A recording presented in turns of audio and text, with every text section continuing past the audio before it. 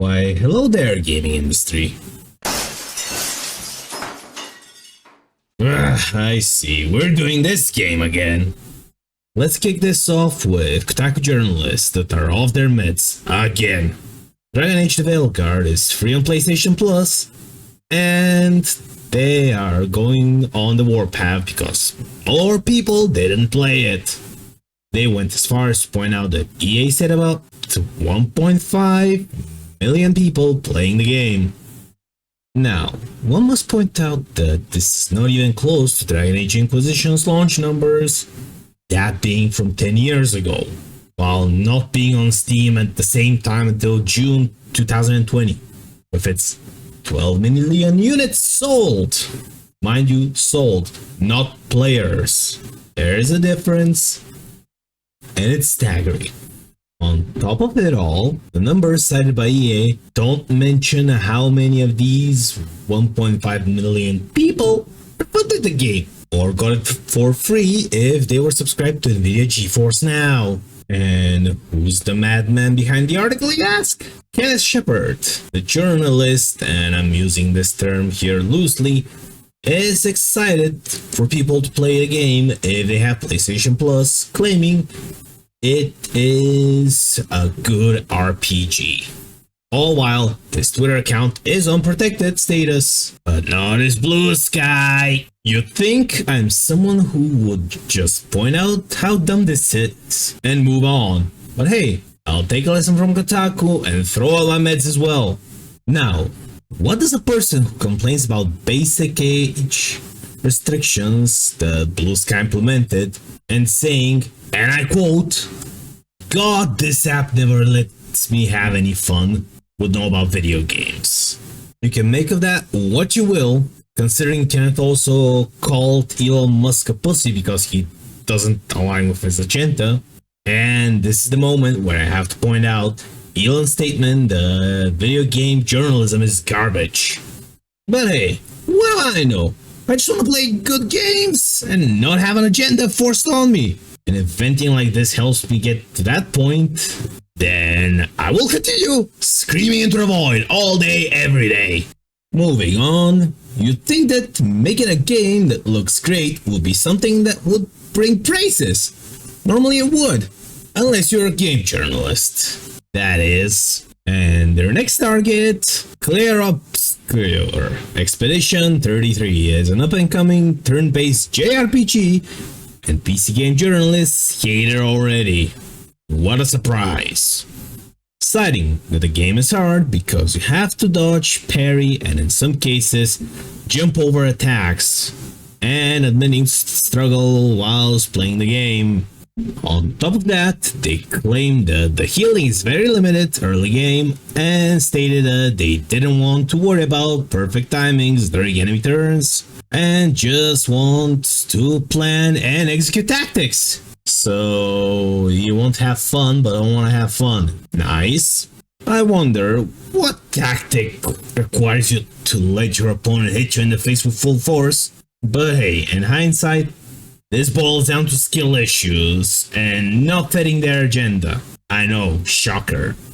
Sticking to PC Gamer for a bit, not sure who greenlit this soapbox, but we get a journalist deciding they needed a health bar mod in Monster Hunter, since they weren't able to understand the game's hints and how low the boss is. You'd think the limping, tripping over, or maybe that heartbeat monitor that you have in the bottom left corner of the screen, that is also covered in the tutorial, mind you, is good enough of an indicator.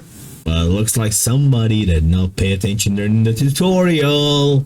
Now, while it's expected that someone who's new to the game would not have a clue of what they are looking for, or maybe forget after the tutorial if the game doesn't explain it well, journalists should at least have some background in the game or have played the game to a point of understanding to be able to point out the game's shortcomings. But by the looks of things, if you work for PC Gamer, you don't have to be competent or play games for that matter if someone is crying about something they didn't like.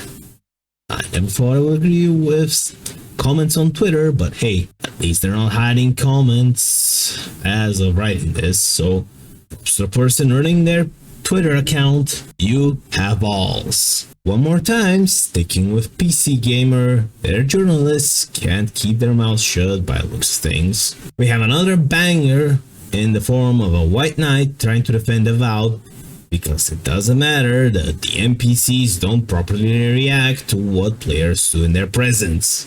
You'd think someone with common sense would say, yes, it's not good, I still enjoyed it, but I can see how some people might not like it. Then you have journalists that write for PC Gamer, where they start pointing out how stuff you can't do in Avowed is doable in an older game, a buggier game called Skyrim, followed shortly by mental gymnastics and dodging the question that he himself brought up. With the dodge rate of a rogue with evasion in use, you'd think that being able to sneak in someone's home, a curse on an item or poison for that matter, and then watch them bite the dust without even touching them would be something that anyone would enjoy watching, almost as if Skyrim can do it. But no, same journalist also doubled down saying that games where you can go on a murder spree to be eminently unsatisfying. On top of that, the same statement has a hyperlink that leads to an article where he calls the evil playthroughs of Baldur's Gate 3 weird. I'd ask where the game journalists went, but that would imply the PC Gamer actually had them to begin with. Now, let's circle back a bit to Monster Hunter again, and how it's going strong now with people trying to claim that it's a win.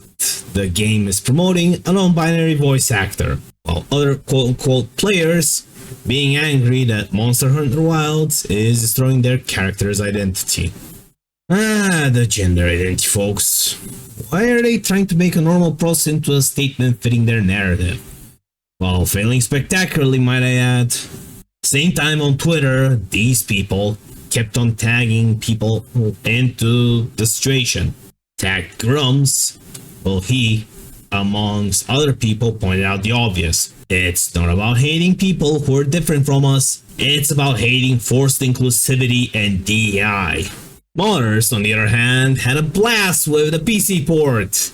Must change your body proportions, skimpier armor sets, and the like are all on the loose now.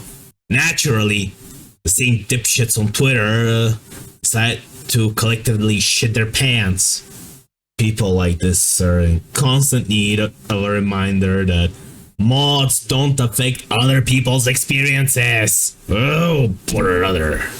I'd say it's time for palate cleanser, but then again, we got Halo. Last month, Halo tried to celebrate Black History Month. It went as expected when somebody tries to promote something in a game. Adding comments and locking replies were abundant. Now, you'd think that they would learn, but round 2, bitch! This time with Women's Month. Same situation, different banner this time. Now, well, same situation ain't exactly the case though. They did add in-game cosmetics like a nameplate and armor set, but, well, didn't go as well as they hoped now. But, I mean, come on, let's be real. They would have learned the first time, right? Right?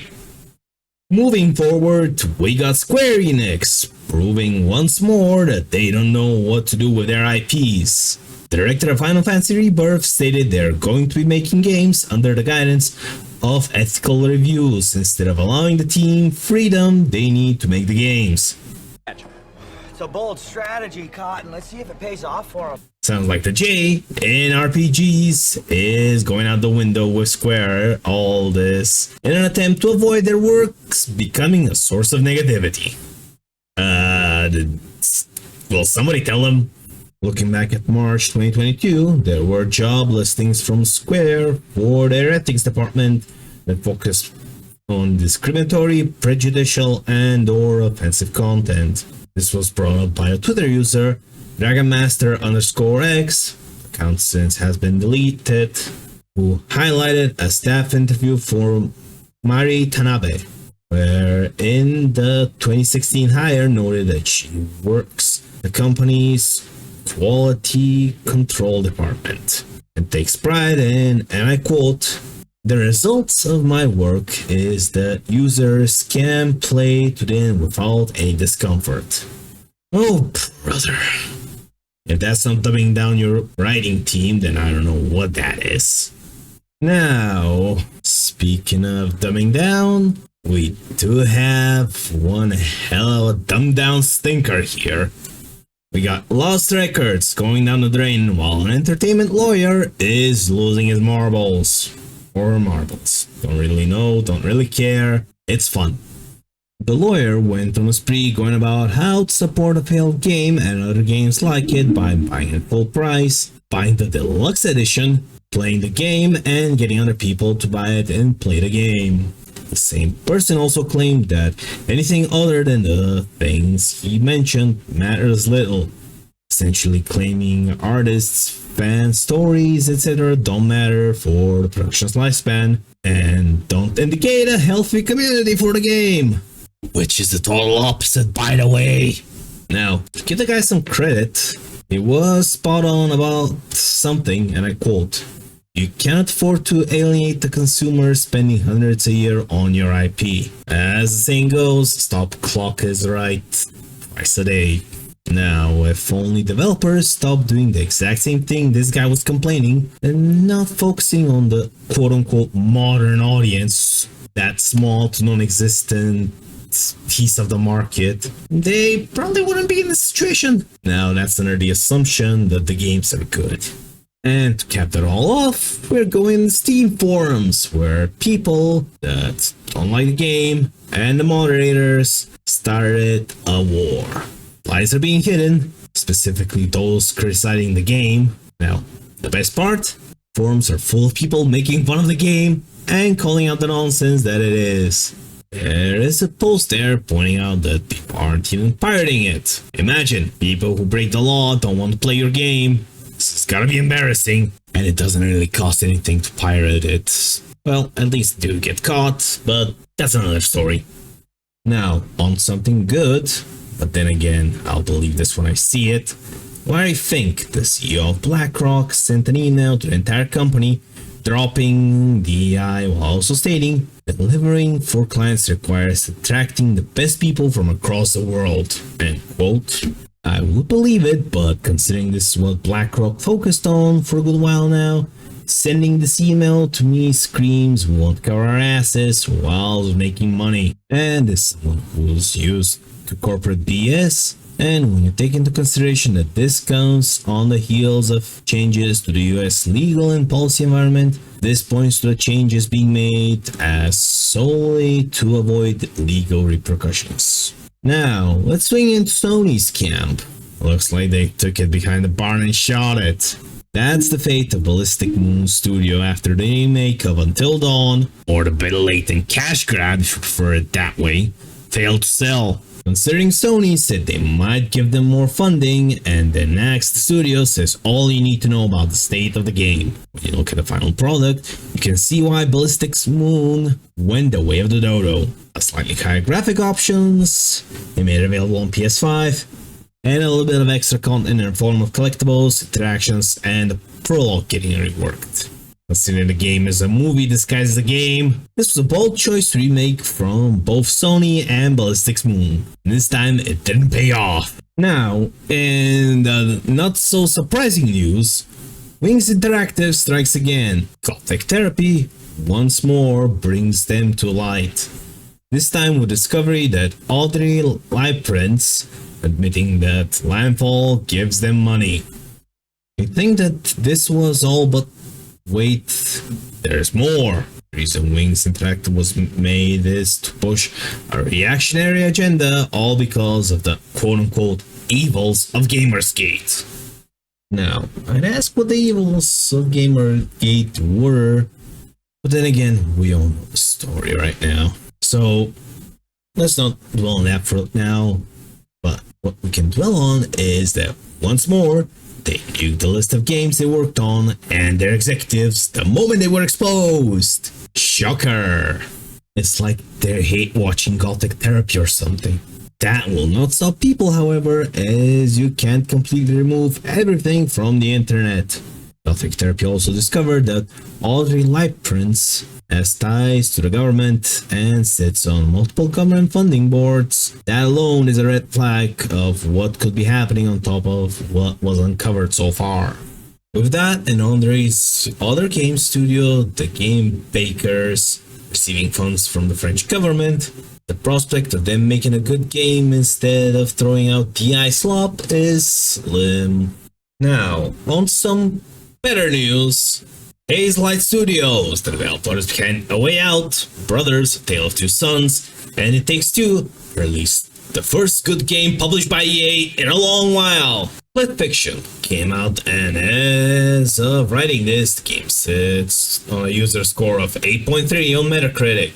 You'd think that since this game EA had something to do with it, it would be filled with microtransactions, but you'd be wrong. The director of Split Fiction, Joseph Fares, even stated on a video that microtransactions are a huge problem that is stopping the industry from a creative perspective. Now that's something I can get behind, if you know what your audience wants from a game, and have the foresight to not include loot boxes or microtransactions in the game that have no business in it. It'll probably make it to the finish line, especially when the game's good. Well, once more into the breach.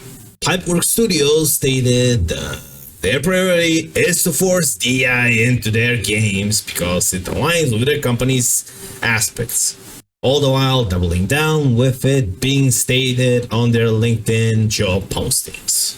With its claimed fame being Concord, you know where this is going. If you boast about working on Concord among several other game projects, a person of sane mind would start to worry about the people you hire, if they're able to make good games or if they're there to just fill out a quota at the expense of actually trained people who want to make a good game, but are not able to do so because of pressures from HR.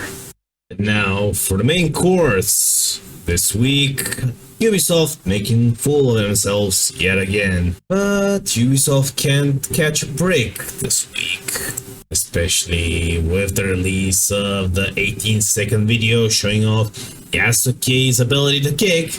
And right off the bat, you see Yasuke launch someone across the room with a single kick.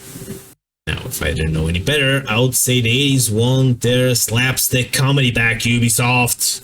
Jonathan Dumont spoke with Genki Gamer at a recent preview event, and when questioned about listening to fans from Japan, he claimed that he will listen to good and warranted feedback. I think that being called out for hiring someone as a consultant that cites his own books as a source for the game, people calling out the scenery or buildings not being accurate, or the fact it was discovered that the Akita Prefecture's guardian deity, Kashima-sama, is used as a scarecrow while the game is set in the Kansai Prefecture.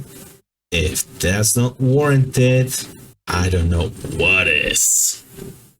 Naturally, social media managers were quick to hide replies that took the piss out of the game.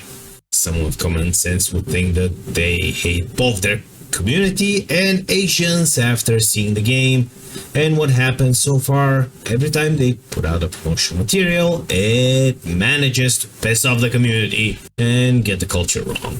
And in some lighter news, not for Ubisoft at least, Yasuke Simulator is slowly climbing the ranks of Steam, with roughly 100 to 150 wishlists per day and a demo available. This might be a meme, but it will be more fun, especially with what the demo has to offer. Well, that was all for this one. Like if you like it, dislike if you dislike it, and I'll see you guys next time.